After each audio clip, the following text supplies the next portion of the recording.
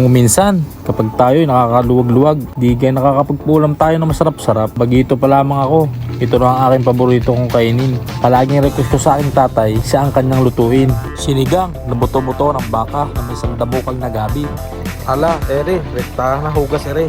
Mga isang oras na palambutan para hindi mapuruhan. Taman lambot lang para kahit bungal, pwede. Habang tayo'y nag-aabang, inihanda ko na ang ating mga gulay. Pampahaba ng buhay. Huwag mo lang kakaramihan at baka hindi na tayo mamatay. Pinainit ko na ang kawali, saka nilagyan ko ng konting mantika, pampalandas, para lang medyo madulas-dulas, sabay salang ng bawang at sibuyas. Tustahin mo lang na papagayaan at ihulog mo na ang karne ng dinosaur. Sabay pitikan mo lang ng konting Lawrence patis nang mag-amoy singit ang simoy ng hangin. Luin mo ng kumartang lasa at nang magsama-sama.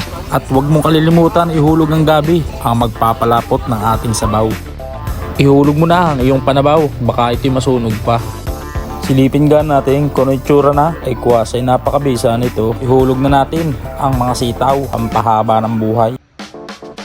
Inihalbos na rin natin dito ang mga pechay, eri ang pangpinali, nilamutak na gabi. Iahalbos na rin natin ang ating nilamutak na gabi. Pagsamasamahan na natin ito, namatimusan na natin. Wari kiputok na naman ng tenere, higup abaw, hindot maya. Taraga, huwag ka nagamahiya, tayo'y kumain na.